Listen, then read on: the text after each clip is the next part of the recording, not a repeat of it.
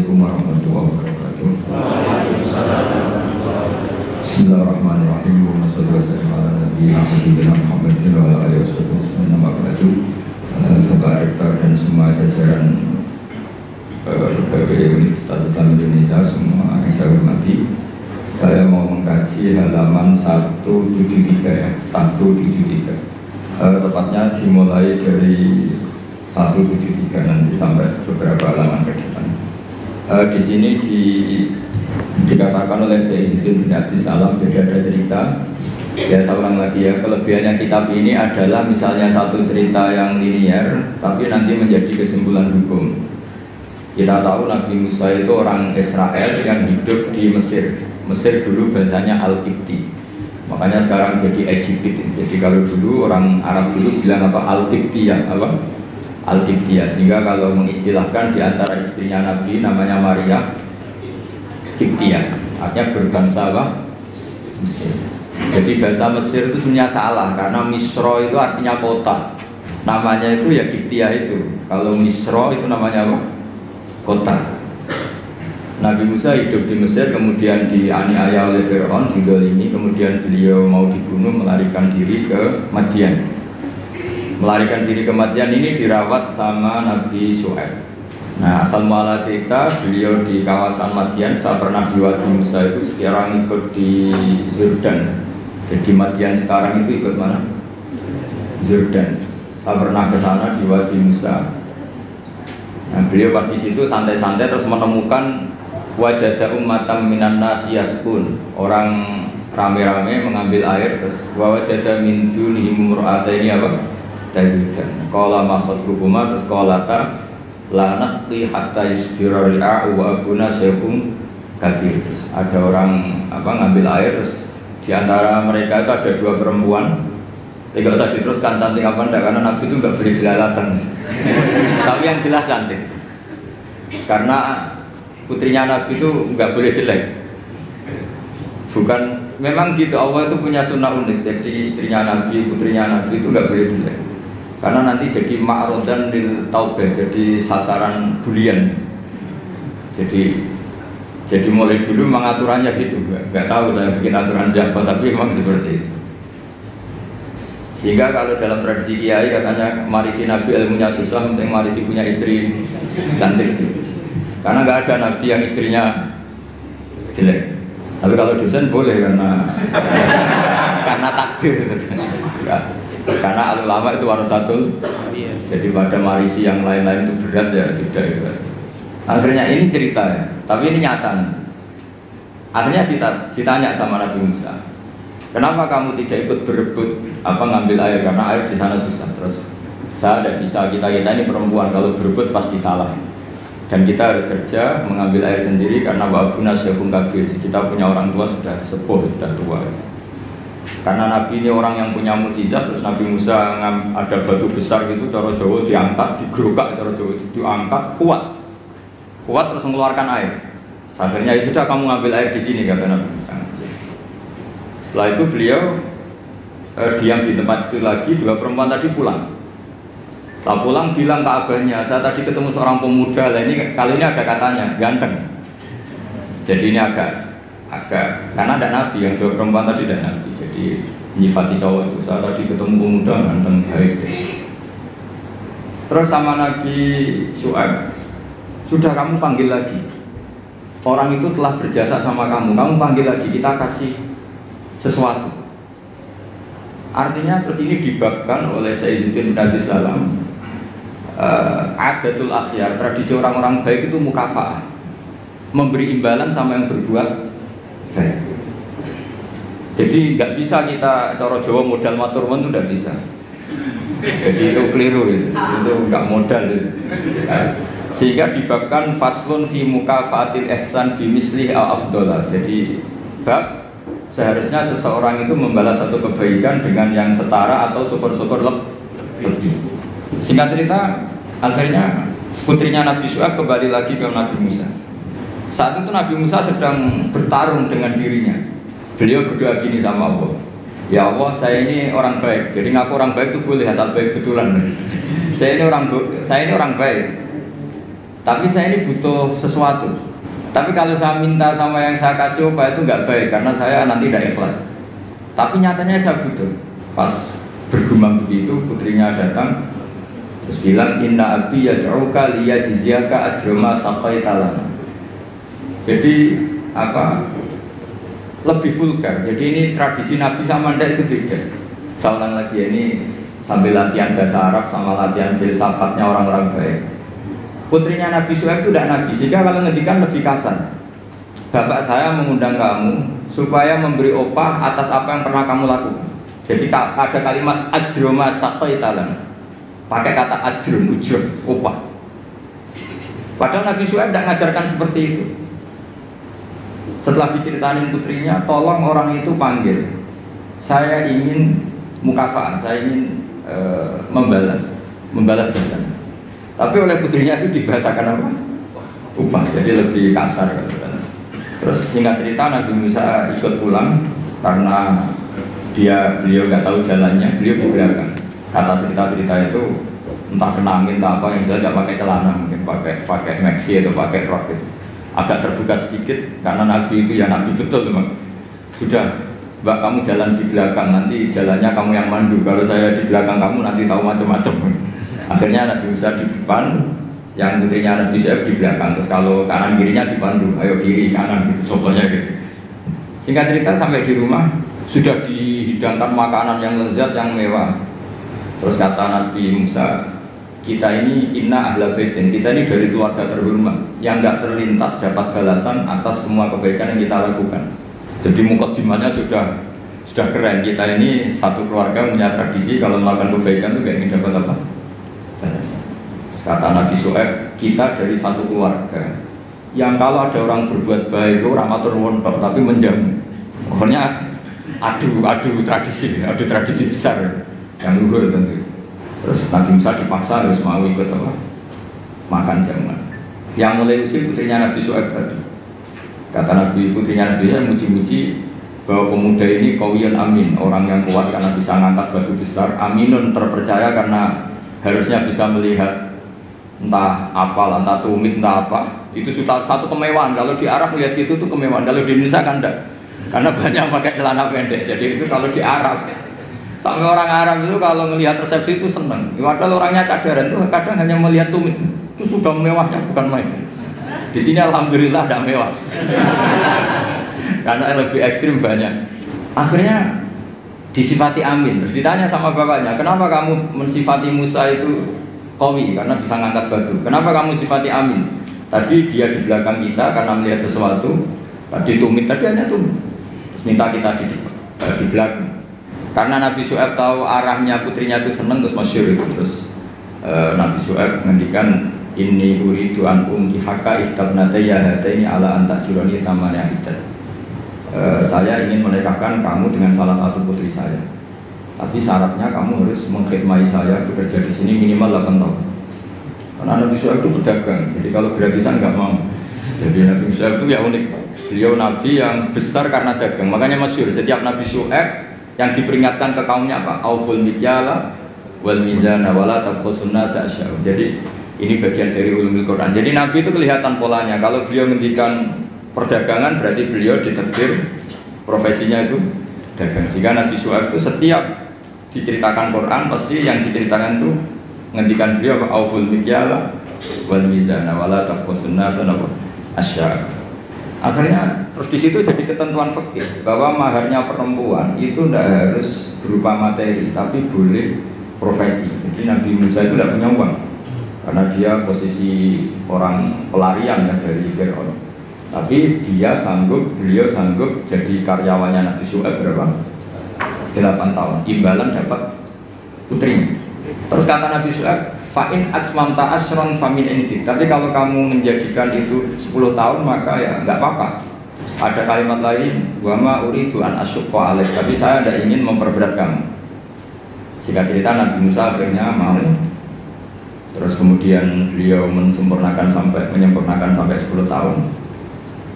Terus oleh Nabi Syuaib itu dikasih tongkat. Jadi tongkatnya Nabi Musa yang sakti itu tidak dari bapaknya tapi dari mertuanya. Makanya terus sekarang banyak mantu yang ngincer warisan mertua itu. Itu ya agak ada sejarahnya. Jadi kadang-kadang mantu itu sopan itu harus dicurigai. Kan biasanya orang-orang sukses itu anaknya di Jakarta di mana-mana ada satu mantu di rumah. Itu kadang modal balsem dapat warisan. Jadi kalau mertuanya sakit itu dikasih balsem, salon pas, kelihatan peduli sudah akhirnya dapat warisan sama hidup. Itu tidak tahu itu haram apa enggak, kayaknya haram karena trik itu kategorinya itu. Karena dalam faraid itu mantu enggak termasuk ahli waris. Ngomong enggak kanggu kalau dalam faraid mantu itu orang enggak kanggu. Tapi ada sejarahnya mantu dapat apa? Tongkat sakti. Tapi intinya yang jasa besar Sayyidzuddin bin Abdus Salam adalah satu tarikh, satu manaqib itu menjadi hukum fikih.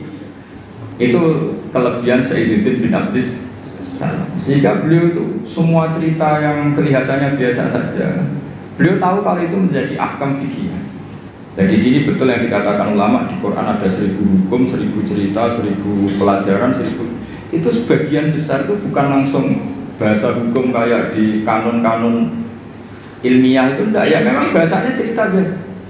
Tapi di situ akan menjadi satu pelajaran betapa pentingnya seseorang peduli sama perempuan. Buktinya Nabi Musa tadi langsung peduli sama perempuan. Betapa pentingnya satu peradaban. Kalau lelaki jalan sama perempuan, sebaiknya perempuan yang di belakang, lelakinya yang di depan. Padahal di kondisi yang seharusnya perempuan di depan, karena ini yang tahu jalan. Terus betapa pentingnya mukafaah, kalau ada kebaikan ya harus dibalas dengan kebaikan, tidak gratisan. Betapa pentingnya tradisi besar. Kata Nabi Musa, kita ini dari keluarga yang punya tradisi. Kalau berbuat baik itu tidak minta imbalan, juga ada ingin dapat imbalan. Nabi Musa membalas kita juga dari keluarga besar yang tidak ingin ada orang berbuat baik kemudian tidak dibalas. Itu kan luar biasa. Itu kalau di tradisi saya, keluarga kiai itu ya memang harus seperti itu. Kalau ngajar ya ngajar saja. Saya tuh tidak pernah kepikiran di UI, di Wongke atau di masyarakat. Ya kalau ngajar ya ngajar saja. Sehingga dalam tradisi ilmu tasawuf itu kalau sholat ya sholat saja. Kriminal besar kalau dalam ilmu tasawuf orang sholat ingin masuk surga itu kriminal besar itu kalau dalam ilmu tasawuf. Makanya masyhur itu kan Nabi Isa disuruh sama Allah, kamu sana ke gunung sana. Pertama ketemu masyarakat yang sholat terus ibadah terus sampai kurus semua. Ditanya, kenapa kamu ibadah sampai kurus seperti ini? Karena kita ingin masuk surga. Terus kata Nabi Isa, ibadah itu tujar. Ini ibadahnya pedagang. Kalau melakukan sesuatu harus dapat laba. Komentari ibadah itu tujar. Terus jalan lagi, ketemu orang yang sama, yang kurus, yang ibadah terus. Ditanya, kenapa kamu ibadah terus? Kita takut neraka. Kata Nabi Isa, ibadatul ubad, ini ibadahnya para budak. Jadi melakukan pekerjaan karena ketakutan. Jamu majikan, jamu rektor, jamu pimpinan itu namanya ubad, itu budak. Takut ditegur dosen, ditegur atasan. Terus kelompok ketiga, itu orangnya happy. Coro Jawa itu badannya klemis, klemis itu nyaman. Air mukanya ya nyaman, fisiknya ya nyaman, terus ibadah ya nyaman. Ditanya, kenapa kamu nyembah sama Allah? Karena rindu, karena senang. Nabi Isa ikut gabungnya itu. Ibadatul muhibbin, ibadahnya orang yang mencintai. Karena sebetulnya Allah itu yang tersinggung. Masyhur itu dalam riwayat hadis qudsi Allah ngendikan gini. Ada orang soleh ibadah terus. Kenapa kamu nyembah saya? Ya karena saya ingin masuk surgamu ya Allah. Yang satu ditanya, kenapa kamu nyembah saya? Saya takut nerakamu ya Allah. Terus kata Allah, laulam akhluk jannatan wala naran alam akun ahlan an uto'a. Itu masyhur. Sama harus hafal hadis itu supaya nanti ikhlas. Ya dihafalin aja, gampang hafalannya. Laulam akhluk, andaikan saya tidak menciptakan, akhluk itu mutakalim, jannatan, saya tidak menciptakan surga wala naran dan tidak menciptakan neraka. Alam akun ahlan an uto'a. Apa terus aku iku ora pantes mbok sembah? Nggih tetep pantes Gusti. Nah itu makanya saya itu kalau ngaji di mana-mana tuh bikin analogi. Saya ini kan orang yang sering bikin analogi tentang ilmu-ilmu hakikat. Misalnya gini, sampai tak tanya, ini mic ini warnanya apa? Sampai jawab apa? Hitam kan? Minta bayaran apa enggak? Enggak kan?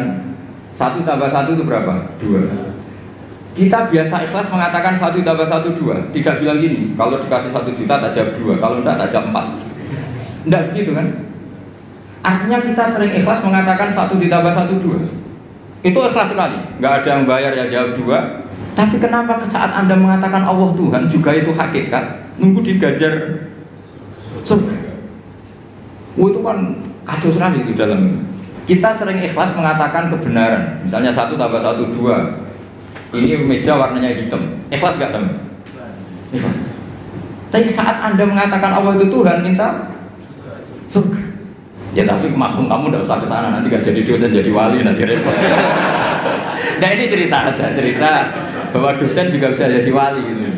Tapi nanti kalau latihan ya itu tadi, gak usah gaji, gak usah penghormatan, gak usah macam-macam. Bisa masalah kan? Masalah di rumah maksudnya, gak masalah di kamar. Tapi itu memang latihan, ilmu itu harus dilatih. Sehingga kita ini sama Allah malu. Malunya adalah saat kita mengatakan 1 tambah 1 2 tidak karena upah, hanya karena ingin kita ngomong hakikat. Hakikatnya memang 1 tambah 1 2. Nah Allah itu hakikatnya Tuhan. Di mana-mana Tuhan itu ya layak disembah. Makanya kata Allah, andai kan saya tidak menciptakan surga atau neraka, apa lalu kamu tidak nyembah saya? Bisa saja orang ini jawab, ya enggak lah Gusti, rugi ngapain kan, ini kan masalah gitu. Makanya sebetulnya Allah itu tersinggung sama orang-orang yang nyembah karena surga atau karena. Tapi karena Allah itu zat yang baik, meskipun tersinggung itu ya baik-baik saja. Ini bedanya Allah sama makhluk. Artinya Allah itu zat yang sangat rahman, sangat ghafur. Meskipun tersinggung itu ya nggak apa-apa, tetap mengapresiasi ibadahnya orang-orang, kemudian diberi pahala apa? Maka dalam cerita-cerita sufi itu masyhur itu. Suatu saat Robi Adawiyah itu bawa api, bawa oncor. Kalau dulu itu oncor. Ngerti nggak apa? Obor itu. Yang satu bawa air 1 gelas. Ditanya, kamu mau kemana? Mau membakar surga dan memadamkan neraka. Terus kenapa ya? Doanya Robiah yang paling masyhur gitu. Ya Allah, jika saya menyembah Engkau karena ingin masuk surga, haramkan saya selamanya tidak akan masuk. Dan jika saya menyembah Engkau karena takut neraka, neraka akan saya isi sendiri, tidak usah diisi yang lain, saya saja. Karena ini sudah ilah darajatil hakikat. Kalau kita bisa mengatakan 1 tambah 1 2 itu ikhlas tanpa presentasi apapun, kenapa mengatakan Allah Tuhan nunggu digaji surga? Jangan-jangan di hati kita kalau nggak ada surga kita tidak mengatakan Allah itu Tuhan. Jangan-jangan kalau kita tidak jadi dosen UII tidak peduli sama perjalanannya Islam di Indonesia. Jangan-jangan kalau saya nggak dikiaikan di UI, saya tidak peduli sama perjalanan Islam di Indonesia. Itu kan lama-lama gitu. Saya senyum karena profesi saya pramugari. Di rumah kan tidak pramugari lagi, maka nggak perlu senyum. Kasihan suaminya. Maka bahaya sekali kalau seperti itu. Dosen di kampus pengajar, di rumah tidak pengajar tapi penghajar. Itu nggak boleh seperti itu. Kalau dosen di kampus harus dosen di rumah. Kalau senyum di pesawat harus senyum di rumah, karena senyum itu kebaikan.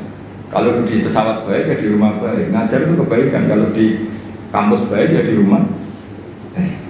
Allah itu Tuhan, di mana-mana Tuhan, kapanpun sebagai Tuhan. Nah, di sini ini pentingnya ilmu. Makanya di Quran ini kembali lagi ke ulumul Quran. Kalimat fattakun naro itu dengan fattakuni itu banyak fattakuni sebetulnya. Karena kalau fattakuni itu ilmu hakikat, jadi fattaku mongko wedya sira kabeh ning ingsun, kamu takutkan saya, takutlah kepada saya. Ya ulil albab, kalau kamu punya akal. Jadi orang yang punya akal takutnya sama Allah, bukan takut sama neraka. Makanya dalam cerita itu pernah Sayyidina Ali itu di satu masjid, mubaliknya atau penceramahnya itu cerita neraka. Serunya bukan main. Neraka itu gini. Memang neraka itu seru betul. Benda dimasukkan neraka itu jatuh sampai Qa'ri Jahannam paling bawah itu nunggu 70 tahun. Bisa dibayangkan kalau kita masuk ke sana itu naiknya kayak apa itu susahnya. Benda yang dimasukkan ke neraka dijatuhkan itu sampai bawah itu nunggu berapa? Bisa kamu bayangkan kedalamannya. Neraka itu menghabiskan meteran berapa? Itu benda dijatuhkan ke neraka itu sampai bawah nunggu berapa? Wah enggak kebayang. Semua cerita neraka sehingga hadirin itu nangis semua. Sayyidina Ali pas liwat terus si penceramahnya dipanggil. Kamu membuat mereka takut oleh neraka sampai seperti itu. Apa kamu bisa sukses membuat mereka takut kepada Allah sampai seperti itu? Dites, nggak bisa Bapak. Terus masyhur itu Sayyidina Ali ngendikan, "Atajizu an wasfi makhluqin mislah." Masa ngadepin neraka saja sesusah itu? Apapun topnya neraka itu makhluk, sesuatu yang diciptakan Allah. Harusnya kamu lebih takut sama Allah. Sehingga semenjak itu dirubah cara ceramahnya dirubah. Jadi Karena tadi itu yang diikuti ulama-ulama tasawuf. Jadi ulama tasawuf itu orang yang mengembalikan pada akal waras.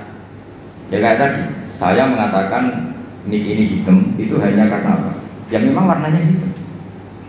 Supaya saya jadi orang waras. Kalau hitam ya tak bilangkan hitam, tak katakan hitam. Sama, Allah itu Tuhan. Kapan saja Tuhan, dia sebagai Tuhan. Andai kan tidak menciptakan surga atau neraka, dia tetap sebagai Tuhan.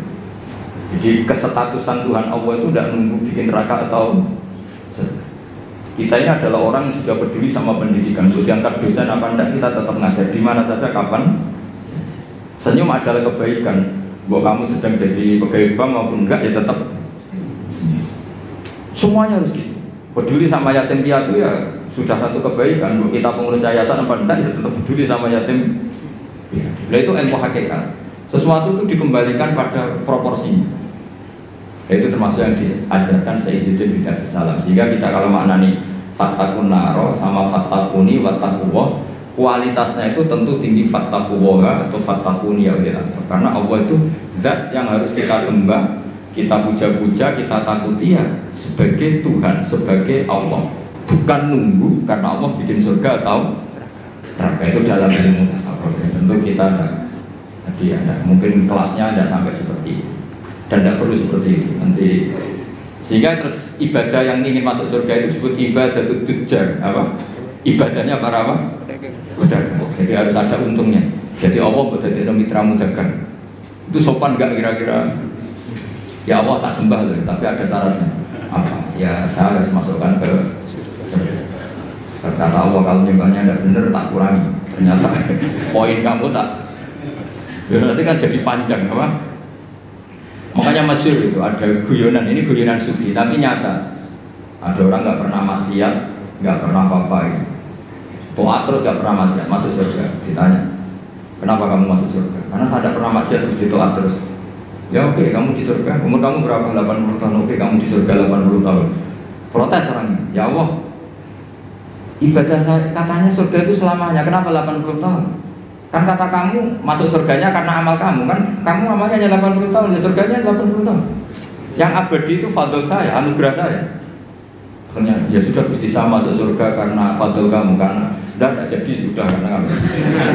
Artinya kalau kamu nyembah Allah karena ingin masuk surga, kemudian ibadah kamu konversi jadi surga, itu berdurasi. Ya harusnya sholat seperti itu pahalanya hanya sekian, sudah sekian saja. Makanya orang-orang tasawuf itu takut kalau ibadahnya seperti itu. Makanya orang tasawuf itu ikutnya ya walladzina amanu asyaddu hubbal lillah. Orang-orang yang mukmin itu harus sangat mencintai Allah. Ya ibarat gini tuh, bapak-bapak yang nggak punya wanita lain atau nggak goda wanita lain itu ada yang karena takut, ada yang karena cinta. Keren man. Kalau karena takut sekali nggak konangan itu ya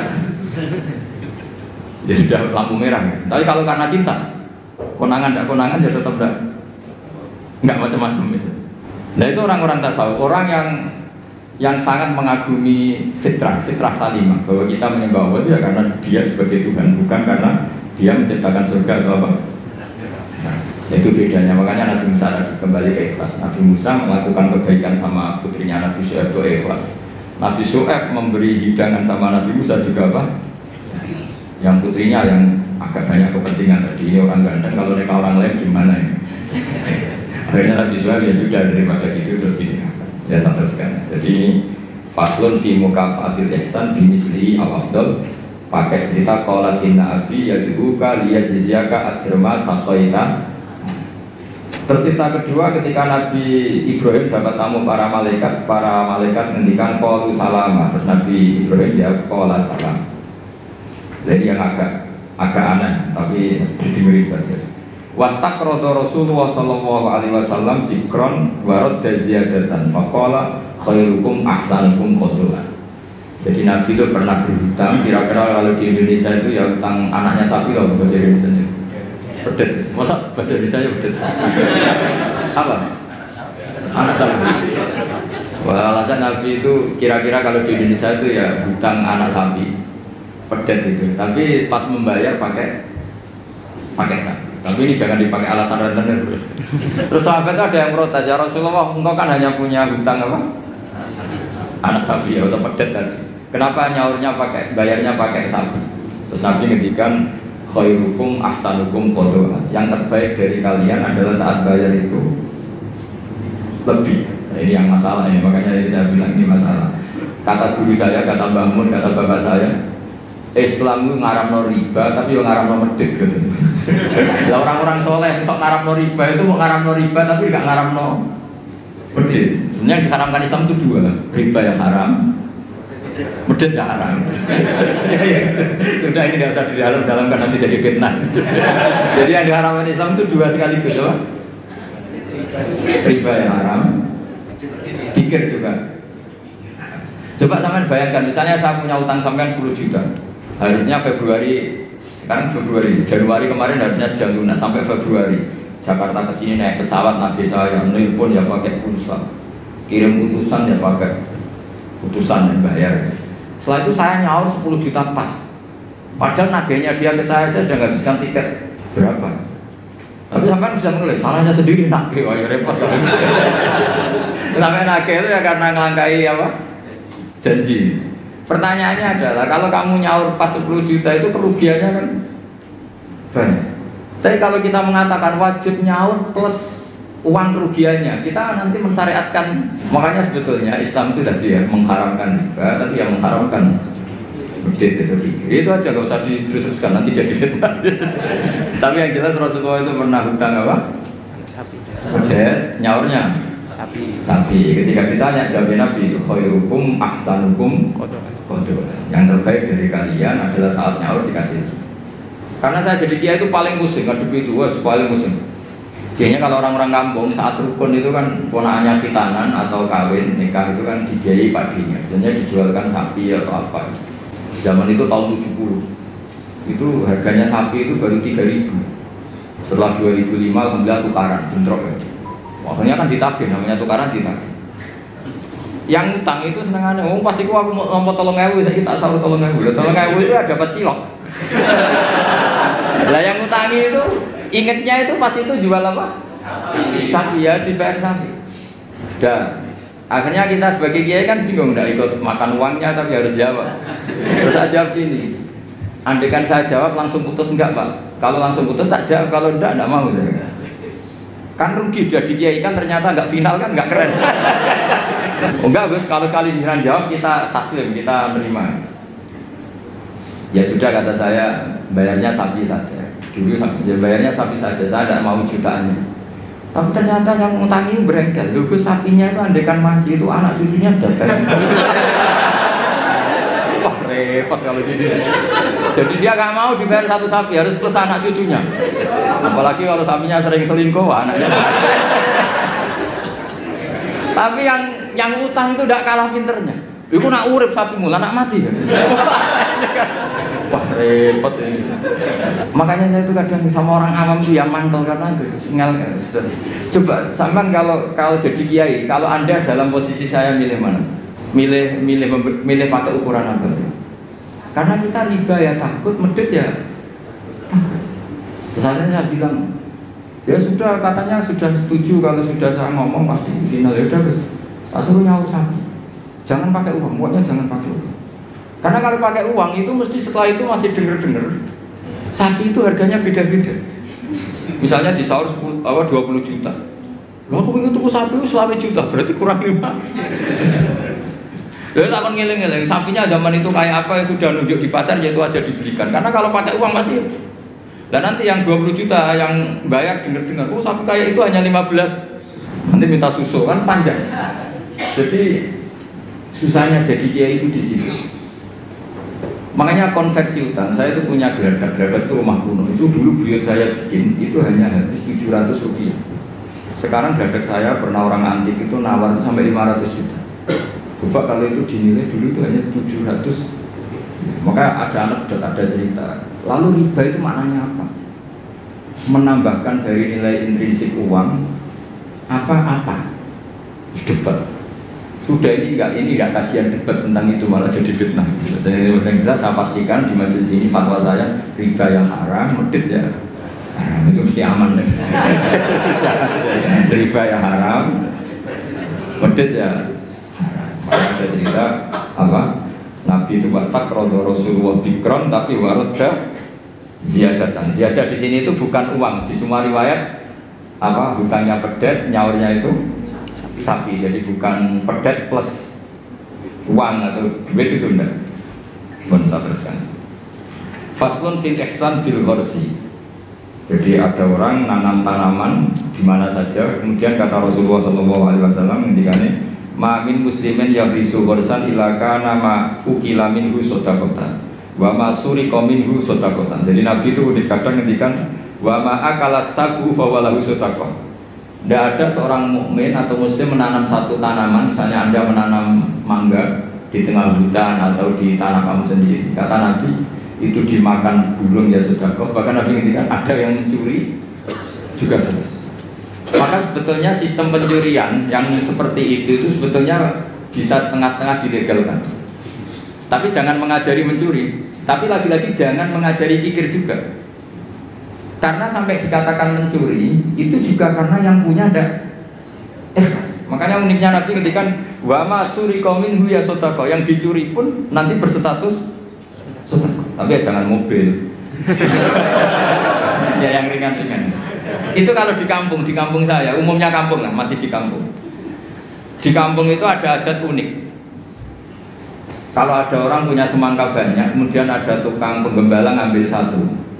Itu kalau ditabuhi atau disalahkan, itu orang menyalahkan yang punya semangka. Wong kok medite ngono kok geger. Ada konsensus, ada apa? Jadi agama itu yang ngaramkan nyuri, tapi juga ngaramkan medit. Itu jadi perlu dicatat.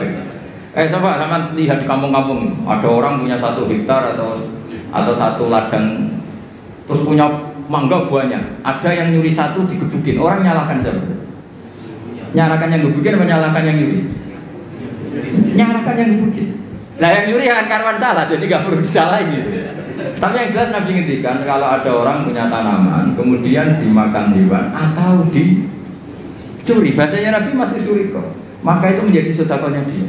Nah kemudian di fikih itu ada bab yang agak sensitif, namanya ulima ridho. Ulima ridho itu nggak pamit, tapi kira-kira yang punya pasti boleh, itu boleh. Wah kalau enggak semua dosen, semua kiai, semua santri pernah nyuri kalau itu. Karena gini, misalnya saya akrab, ya saya misalnya akrab sama seseorang, pas di kamar mandi misalnya. Terus saya pakai HP-nya karena penting tak pakai handphone. Itu nyuri apa pinjam? Enggak, jawab saja. Nyuri apa pinjam? Nyuri, enggak pamit. Tapi kalau dikatakan nyuri, nemen wong akrab itu kok gitu aja kok. Parah lagi kalau kamu marung, itu di fikih itu mesti nyuri semua. Coba kamu ke warung, terus ada gedang goreng di situ kamu makan. Coba itu apa? Nyuri apa enggak? Dikatakan nyuri itu di depan umum. Dikatakan beli wong belum kamu bayar. Dikatakan tamu wong itu warung kok tamu. Jadi di fikih itu didiskusikan seperti itu. Nah, kalau dikatakan ya coba itu status kamu makan itu apa coba? Ketika Anda makan statusnya apa? Nyuri kan, kalau kebetulan bakulnya pas ke dalam. Loh nyatanya ada yang nyuri juga, habis 3 bilang 2. Coba seperti itu. Nah di fikih itu sampai jadi debat ya. Jadi perdebatan seru itu. Namanya bek mu'atoh. Fikih itu bakas bek apa? Mu'atoh. Bek mu'atoh itu tidak ada ijab qabul, tapi secara adat seperti itu. Ya saya ulang lagi, gak ada ijab qabul, tapi secara adat seperti itu. Akhirnya kita ngambil gedang goreng sampai 5. Nanti kelihatan nggak benernya begini, kita punya asumsi, punya estimasi harganya per 1 itu 1.000. Ternyata sama bakulnya bilang 5 berarti misalnya 10.000 apa? Kita akan estimasinya 1.000, ternyata diregani 2.000. Kita akan kaget. Jadi lalu pertanyaannya, fikih itu menjawab, lalu yang kita ikuti dengan jadi hakim itu kata baik, penjual apa pembeli? Kita harus sepakat pembeli karena dia yang punya. Dan kamu tidak dimasukkan jual beli tapi ifsad, merusak harta orang lain tidak pamit, maka kamu diberi sanksi, harganya mahal. Jadi sebenarnya kalau di fikih adek kan penjualnya bilang harganya 100.000, itu di hakim harus menang yang penjual, karena kamu merusak harta orang lain tanpa pamit. Jadi akadnya bukan jual beli tapi merusak hak orang lain. Maka itu kalau di persidangan dimenangkan penjual karena pemilik. Ya terserah saya, punya saya. Mau apa kalau kamu? Kamu aja selonang-selonong apa? Makan yang nyuruh. Makanya saya pernah kenal sama Kiai Jawa Timur, itu orangnya khusyuk. Itu kalau marun itu sampai bakalnya mantel. Teman saya mondok, Bu, ini gedang goreng begini pinten. 1.000 dek, niki dibayari 1.000, baru dimakan. Masih di tempat itu dia kepengen lagi, akad lagi. Bu, niki pinten. Ini tela goreng harganya pinten 1.500, dibayar lagi. Saking ininya akadnya itu jelas. Lama-lama anak itu tiap marung, dia cuma marung rene ngelok wong. Jadi kadang orang bener itu yang repot gitu. Orang bener itu kadang yang repot, tapi itu memang bener betul. Nah, makanya di fikih itu ada bab namanya bab olimarito. Di kampung itu kalau ada orang punya semangka 1 hektar atau punya pohon mangga, kok orang ngambil satu pamit itu mesti dimarahin kalau orangnya dermawan. Cung ngono ya kok pamit, kena buta yang berjubuk. Makanya saya katakan nyolong ya haram, tapi medit juga. Ya itu aja Gus, nggak usah tuh. Berarti Gus Pak ngalalkan nyolong ya enggak? Kamu itu gak nyimpulkan sekacau itu ya enggak seperti itu. Tapi ini saya hanya maknani hadis. Kenapa Nabi ngendikan wa masuri qaumin husotako, yang dicuri pun berstatus sedekah, karena bahasa nyuri itu bahasa yang sudah ngekot. Dikatakan nyuri karena nyatanya tidak pamit. Dikatakan sedekah nyatanya yang punya ikhlas. Ini kan dua bahasa paradok. Wong nyuri kok distatuskan sedekah. Dari definisi nyuri ya memang nyuri enggak pamit. Tapi dari nyatanya halal karena yang punya ridho namanya sedekah. Kamu milih mana? Bahasa nyuri apa sedekah? Ya nyurinya ya ada. Sedekahnya juga ada. Ini jelas, ini hadis sahih. Wa ma surika minhu sedekah. Terus wa ma akalas sabu fa walau sedekah. Misalnya yang makan itu burung atau apa ya juga jadi sedekahnya dia. Makanya di fikih bab paling sulit namanya bab mu'athah.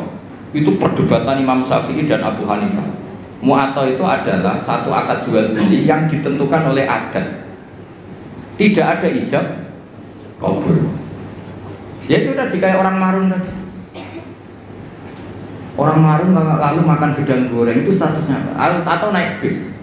Sama kan nggak pernah kepikiran, karena sama nggak pernah mengkaji fikih serius. Yang kepikiran ya kita ini yang mengkaji fikih. Coba saya naik bis, biasanya saya kalau dari Jogja sering bis dari Semarang sampai Pandangan, sampai rumah saya itu Pandangan 4 jam dari Semarang. Jadi kalau saya ngajar ke sini itu 8 jam. Jadi kalau sampai Anda pintar ya kebangetan 8 jam. Coba sampai sekarang misalnya saya mau ke Jakarta, ada bis tak stop, berhenti kan, terus saya naik. Setelah 100 kilo atau 50 kilo baru ada tarikan uang, bayarnya sekian.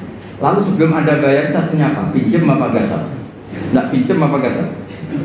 Dikatakan gasap kan ya, supirnya yang berhenti. Terus dikatakan pinjem, nyatanya nanti disuruh bayar. Dikatakan bayar di durasi waktu itu belum bayar, statusnya apa? Lah kalau numpang begini, pas 50 kilo sebelum ditarik kondektor kamu turun. Jadi fikih itu punya sekian PR. Makanya di fikih itu mau tidak mau harus ada babun. Bab bagaimana transaksi sing ulimarido, tidak ada akad yang verbal maupun eksplisit, tapi sudah diketahui kali itu pasti ridho. Ya kayak tadi, namanya bagol, ada orang makan gedang goreng itu ya seneng karena dianggap aset, dianggap kepayon.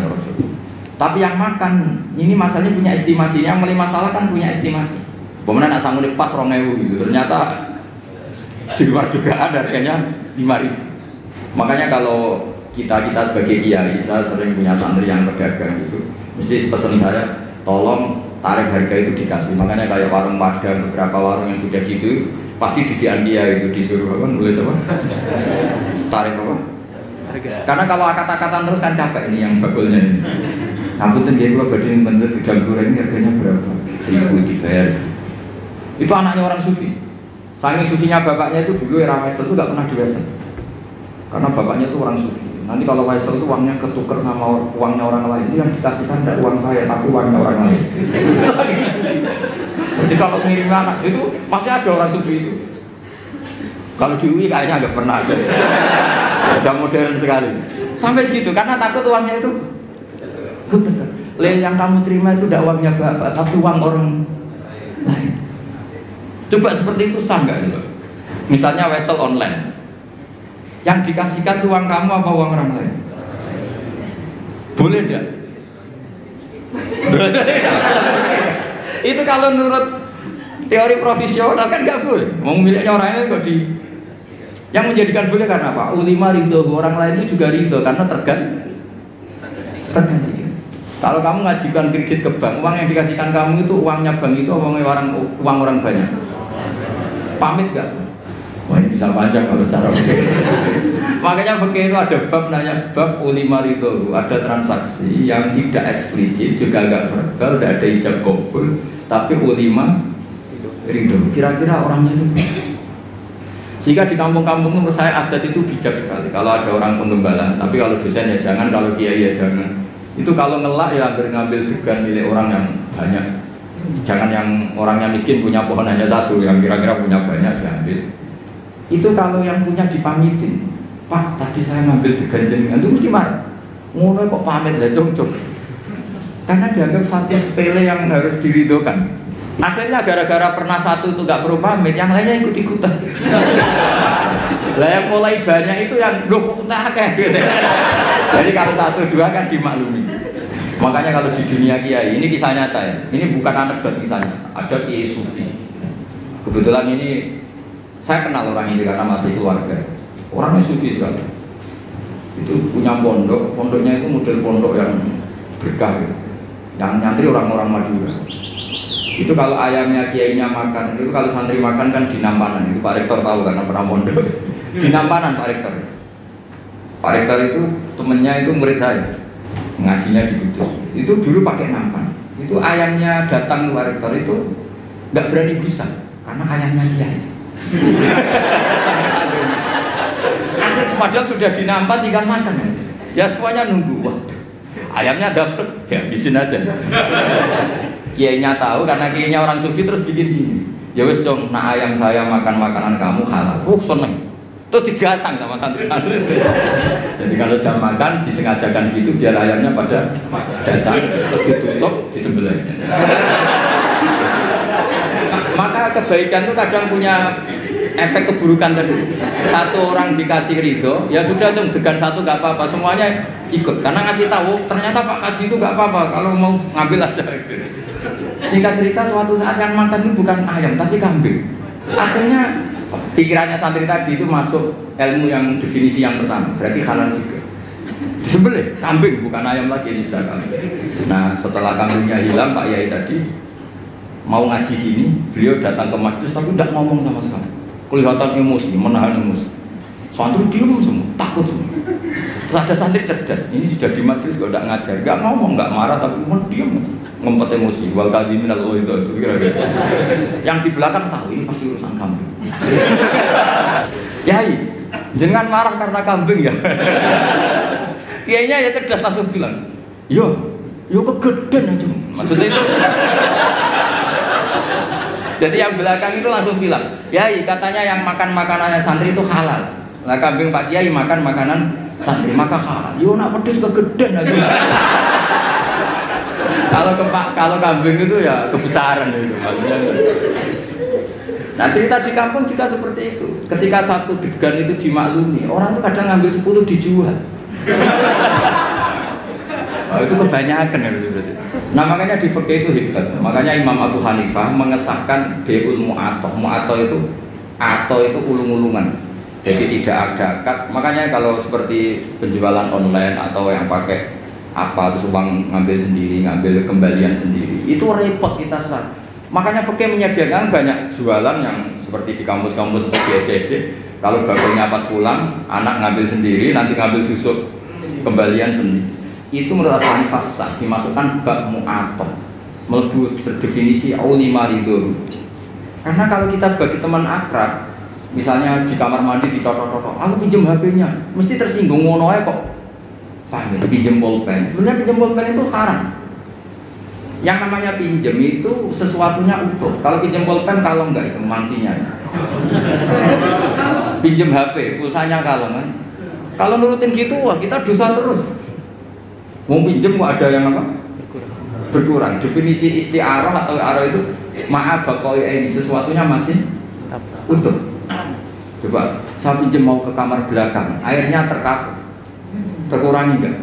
Tapi masa redaksi, saya pinjam kamar mandinya, minta airnya. Itu konversi saya berbuat tersinggung. Kok segitunya itu? Maka lagi-lagi tadi nyolong ya tetap haram, tapi medit. Jadi kira-kira kalau Nabi masih sugeng, kok ada orang nyolong pelem, cuma nyolong. Tapi kalau yang punya marah, cuma medit, kira-kira gitu. Jadi nasihatnya kira-kira gitu. Jadi yang nyolong ya dididik, yang medit juga dididik. Ini jelas hadisnya apa? Wa masuri qaminhu apa? Sodakotun wa ma'akala sabu fawalahu sodakot. Suara ya seterusnya mau kembali ya. Baik, jazakumullah khairan. Mungkin di sini ada 2 atau 3 pertanyaan. 2 aja, kalau 3 banyak. 2 pertanyaan mungkin dari Bapak Ibu ingin bertanya. 1 dari Ibu mungkin. Assalamualaikum warahmatullahi wabarakatuh. Assalamualaikum. Terima kasih makanya. Menarik tadi dengan Gus Bah. Saya teringat ini Gus terkait dengan pamrih itu sebenarnya boleh atau tidak. Jadi kalau kita melakukan suatu kebijakan selalunya ada pamrih. Apakah termasuk juga pamrih untuk jabatan itu Allah begitu?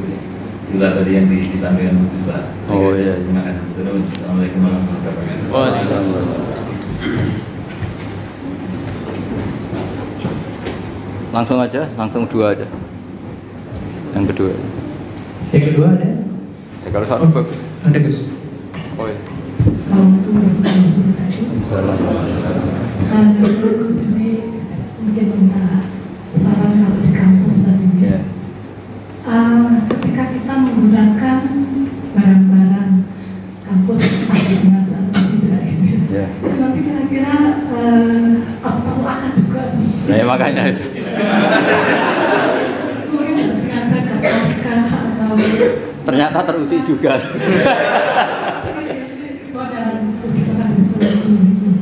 Waalaikumsalam. Ya, itu memang bab yang panjang. Ini saya tak jawab yang Pak ini siapa namanya? Begini ya, kalau untuk daftar jadi wali seperti itu masalah besar. Tapi kalau tidak wali tidak apa-apa. Memang ayatnya jelas tuh ya. Banyak yang hafal mungkin ya. Ya ayyuhal muddatsir qum fa'anzir wa rabbaka fakabbir wa thiyabaka fatahhir wa rujza fahjur. Terus ditutup wala tamnun tastakthir. Itu semua ahli tafsir kalau maknanya gini. Wala tamnun lan ojo ngekei sira Muhammad. Kamu jangan pernah memberi orang lain. Tastaksiru hale arep-arep untuk luwih akeh sira. Dari kata-kata kasir berhubung kena sin ditolak terus astaghfiru minta ampun. Berarti astaghfiru minta lebih banyak. Jadi kamu jangan pernah memberi orang lain dengan harapan dapat lebih banyak. Itu semua ulama berdebat. Ada mengatakan itu khusus nabi dan para wali. Itu enggak etis kalau seorang nabi, seorang wali ngasih orang kok enggak ikhlas. Tapi kalau orang kebanyakan, ya kalau ada acara resepsi kan buuh, kalau nanti punya acara gak dibui kan ya, padahal tak tekani terus gak tertekut. Ya karena kita ini manusia biasa lah, mesti biasanya ya gitu lah. Sering dipinjemin sepeda motor orang lain, ketika terus kita pinjam gak boleh, mesti butuhnya kan, padahal pas pinjam sering tak pinjemin, kenapa sekarang enggak? Jadi itu ada mengatakan, ya kalau tidak wali ya boleh lah. Wong memang fitrah manusia itu kan ingin diwongke. Kalau kita sering minjemin teman sepeda motor, suatu saat kita pinjam tidak boleh, pasti butuhnya itu padahal dulu sering. Itu sudah diperingatkan sama Allah, wala tamnun tastaksir. Jadi jangan pernah kamu memberi orang lain kemudian Anda berharap mendapat lebih, karena nanti itu nyusul kayak mirip suap.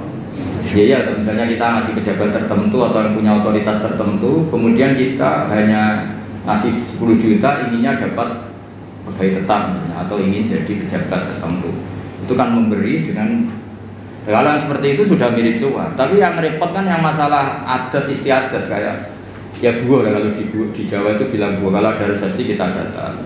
Tapi nyatanya kalau kita punya acara dia tidak datang kan kelihatan aslinya. Yang dulu katanya sok ikhlas, ternyata kalau nggak dibalas kunjungan juga enggak. Karena sama tanya hukumnya pamrih boleh enggak? Ya untuk orang kebanyakan boleh. Tapi yang sudah latihan jadi wali jangan. Nah, pertanyaan ibu tadi begini. Itu banyak yang tersinggung, tapi ini hukum ya dia sudah biasa aja, biasa. Itu pengurus masjid di daerah saya itu sering curhat sama saya. Masjid sekarang kan bagus-bagus, termasuk Thailandnya kan bagus. Itu banyak orang kampung yang toiletnya di rumah itu jelek atau memang nggak punya, itu ke masjid pendak ingin missing. Jadi kebeletnya di rumah lari ke masjid karena masjidnya menyediakan toiletnya. Yang parah lagi, kalau tidur sekarang di masjid, ini yang cerita takmir. Takmirnya kan sebagian santri saya cerita, itu masjid di daerah-daerah Pantura. Dulu kalau tidur habis zuhur itu di rumah, setelah masjid itu ada AC-nya, terus ada kipas anginnya. Lalu lucunya kalau mau pertemuan sama mitra bisnisnya atau keluarga, kok ketemu di masjid? Nyalain AC, diskusi panjang lebar. Karena di rumah sumpah, selain sumpah nggak ada AC-nya, ini kalau ada istri marah kan parah lagi. Panas dua-duanya suasana. Sehingga sekarang jadi adat-adat. Santri sama santri kalau ingin ketemu, pebisnis sama pebisnis kalau ingin ketemu juga di masjid. Nggak takut istri, diskusi enak, ada AC-nya, kalau butuh kamar mandi ya. Itu hukumnya gimana? Kampus juga gitu. Ini tambah ingin menyinggung. Sampai misalnya seorang dosen, kalau ketemu teman itu senang di kantor daripada di kos-kosan. Di kos-kosan nggak keren, apalagi pas nunggak takut ibu kos. Padahal di kampus, oh nanti ketemu di kantor. Padahal nanti setelah di kantor, menurut saya difasilitasi ada teh mungkin dari pihak kampus karena tamunya pegawai. Pertanyaannya, apa itu masuk anggaran yang disahkan UI? Jadi kalau nurutin itu panjang, itu bisa panjang dan lebar. Makanya itu pernah terjadi, tapi ini tentu nggak boleh ditiru karena wali. Kalau nggak wali sudah kayak umumnya orang saja. Itu Abdul bin Umar itu pernah malam-malam tuh ke pendopo kira-kira gitu ya. Dulu nggak ada pendopo tapi mirip-mirip. Nyalain lampu, padahal dia mau sholat mau ibadah. Kamu dari mana? Dari pendopo. Ini lampu tadi siapa? Saya. Untuk apa? Untuk sholat gini. Jangan. Kalau sholat dulu. Kenapa? Itu pendopo milik rakyat. Jadi boleh nyala kalau ada acara dengan rakyat. Kalau kamu itu urusan pribadi meskipun sholat. Sampai segitunya namanya Umar negur putranya Abdul. Karena dia ikut abahnya di satu negara dapat hadiah. Istrinya juga dapat hadiah. Sampai pulang dilucuti siapa Umar. Ayo kembalikan ke Baitul Mal, ke kas negara. Tapi saya dikasih pribadi. Kalau kamu udah anaknya saya sebagai presiden dikasih enggak? Enggak ya sudah itu milik negara. Itu sudah sebelum ada Pak Jokowi punya adat kembalikan ke KPK itu dulu. Kalau dapat apa? Hadiah. Itu dulu pertama itu melakukan itu Umar. Jadi wahyu ya berat. Makanya terus ada etika bersama. Misalnya mobil kampus ya kalau dipakai acara keluarga yang mencolok jangan. Jadi kalau deket-deket misalnya rektor atau dekan diundang keluarganya 7 kilo, masa pakai mobil kampus nggak boleh. Tapi kalau sampai Rio ya keterlaluan keluarga. Ya pokoknya tanya nurani lah. Kira-kira itu menurut adat dimaafkan apa? Saya misalnya dapat mobil inventaris. Kalau dipakai 7 kilo, 10 kilo acara keluarga yang nggak ada hubungannya dengan UI, orang itu gampang maklumi. Tapi kalau ke Rio, terus pakai SPJ UI kan ya keterlaluan gitu. Jadi itu makanya Sayyidina Umar ketika ditanya, kamu ngelola harta negara, kemudian Anda menggaji diri kamu sendiri, ukurannya apa? Terus beliau baca ayat, saya, kata beliau, saya mengurus Baitul Mal sebagaimana waliul yatim mengurus Baitul Yatim. Yaitu ukurannya apa? Yang honian fal yastafif, kalau dia kaya ya cukup pakai milik pribadi, tapi wa man kana faqiran falyakul bil ma'ruf, kalau dia fakir maka boleh Jadi itu ukurannya nggak ada, itu nggak hanya di kampus Bu, di pondok ya saya ngalami seperti itu. Yang namanya pondok kan fasilitas pondok, ada mobil infant. Tentu yang sering pakai itu ya keluarga kiainya, apa keponakannya, apa iparnya, atau apa. Tapi kiai-kiai yang sufi, termasuk bapak saya itu nggak mau betul. Saya itu mulai latihan kiai itu sudah punya mobil, karena ya takut pakai mobil pondok. Karena itu yang latihan kiai-kiai yang papan atas itu, yang sufinya papan atas itu, Mbah Mun itu tiap akhir tahun itu bayar listrik. Kata beliau, anak-anakku yang ngambil listrik pondok ya bayar. Padahal pikirannya santri itu kan dipakai anaknya, gurunya itu seneng, tapi ya bayar. Bapak saya bayar, sampai sekarang ya bayar. Sama pondok saya sendiri, karena pasti anak saya pernah pakai listrik pondok, pakai fasilitas. Jadi orang karena takut tadi, ya itu tadi. Coba misalnya jenengan, makanya kalau saya ditanya gitu paling susah ya di masjid tadi. Kita melarang itu tidak mungkin, masa orang senang masjid gak boleh. Kadang jadi kata cerita teman saya itu, kadang melayu ke koma karena harus kesusunan Thailand. Tak tanya kenapa ada di rumah saja, Thailandnya jelek. Jadi masjid-masjid kampung sekarang itu kalau orang rumpi lebih betah, karena ada kipas anginnya. Jadi kalau siang nyalain kipas angin terus tidur, daripada di rumah dimarahin istri tidur di. Sekarang pertanyaannya, boleh nggak nyalain kipas angin untuk tidur? Nah kita misalnya, kalau masjid kota kan jelas ada aturan nggak boleh tidur, tapi sama jagungannya lama ketiduran. Jadi seperti itu tuh mau tidak mau. Makanya kata Abu Hanifah, fikih itu harus mengikuti mutoradil adat yang berjalan. Kan tidak lucu, misalnya kita punya tamu di UI, ayo ketemunya nanti di kos saja, kan ini tidak milik saya. Orang itu tidak akan mengatakan itu sufi atau waroi, tapi muta'amid, orang yang mempersulit hukum. Macam segitunya. Terus nanti misalnya saya punya tamu 5 di UI Press, karena saya ngaturnya di UI Press, tamu 5 terus tehnya tak gaji bagi uang saya, itu kan yang menyinggung orang banyak. Masa gitu saja diganti. Jadi itu masalah-masalah yang ya tadi, masa satu degan saja kok nyuri. Tapi ketika dihalalkan nanti terus menerus. Ya makanya itu oleh Abu Hanifah dibabkan di alam raya ini ada yang namanya mu'atok. Mu'atok itu tahu-tahu ada perilaku sosial yang secara konsensus itu orang mudah itu disebut ulima. Coba saya misalnya punya kursi di depan, banyak kan di jalan-jalan raya ada kursi di depan. Kamu nyetop bis duduk di situ. Terus kamu saking sufinya notok-notok yang punya rumah, tok. Ada orangnya baru di kamar mandi, baru tidur, bangun-bangun, wonten apa? Nyuwun sewu pamit jadi derek. Lenggah. Kira-kira orangnya mantel apa enggak? Karena ngel-ngel loh gitu, karena mendingan langsung duduk.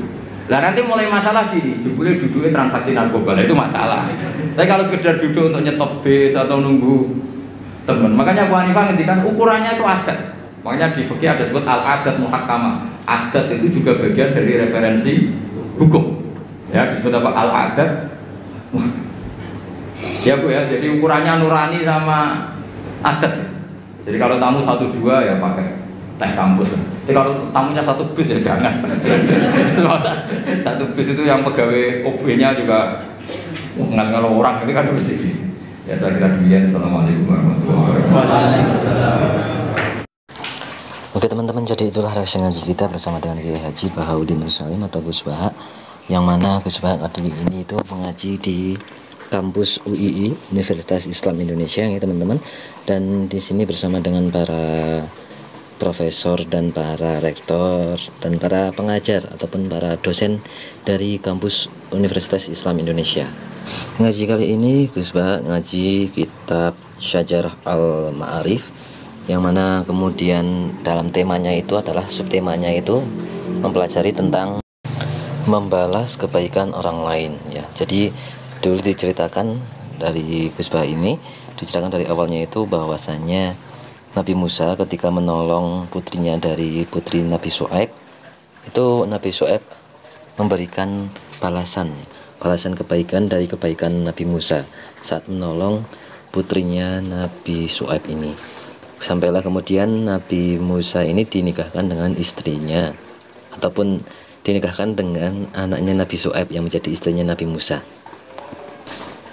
Itu salah satu contohnya. Kemudian beberapa hal lain mengenai ketika kita melakukan memberikan balasan kebaikan, itu sebaiknya memberinya itu lebih. Ketika misalkan kita diberi kebaikan, maka kita harus membalasnya itu dengan kadar yang lebih tinggi, lebih baik daripada yang kita terima. Kemudian kita juga membahas di sini mengenai hukum kayak semacam khosob, apakah itu dikatakan khosob, apakah itu dikatakan mencuri ataupun dikatakan hanya meminjam. Itu tergantung pemiliknya. Bagi pemiliknya, ketika pemiliknya itu mengizinkan, ketika dia barangnya itu dipinjam tanpa izin, kemudian kok dia ikhlas, ya maka itu akan menjadi sedekah baginya. Kemudian nantinya menjadi hal yang biasa saja, karena di situ juga ada hukum-hukum adat atau hukum istiadat ya, hukum tradisional yang ada di situ. Karena adat istiadat yang ada di suatu daerah tersebut menimbulkan suatu hukum tertentu. Kemudian misalkan kita ke warung di situ warung ada gorengan dan lain sebagainya. Kemudian di warung itu kita biasanya kan nggak ada transaksi, tidak ada transaksi. Kita tiba-tiba mengambil misalkan tempe gemul atau misalkan gorengan, kemudian kita makan, baru setelahnya kita bayar. Nah, itu menjadi suatu suatu perdebatan ketika misalkan mengiranya itu kita itu harga satu gorengan itu misalkan 1.000, ternyata ketika akhir-akhiran ternyata kita sudah makan 5, ternyata harganya 10.000, sedangkan kita bawa uangnya hanya 5.000. Nah, itu akan ketika diperselisihkan itu akan menang dari penjualnya, karena memang di situ tidak ada istilahnya kecuali kalau misalnya di situ ada daftar harga, ya. Ketika ada daftar harga dan tanpa ditanya pun itu akan jelas karena ada buktinya. Tapi ketika misalkan tidak ada harga, tidak ada daftar harga, kemudian dia makan seenaknya, makan 5 misalnya 5 gorengan, estimasinya dia hanya 5.000, ternyata bayarnya 10.000 karena satu gorengan harganya 2.000. Nah, itu akan ketika diproses secara Basul Masail itu akan menang si penjualnya, karena penjualnya itu yang memiliki barang tersebut dan tidak ada transaksional ditanyakan terlebih dahulu oleh si pembeli.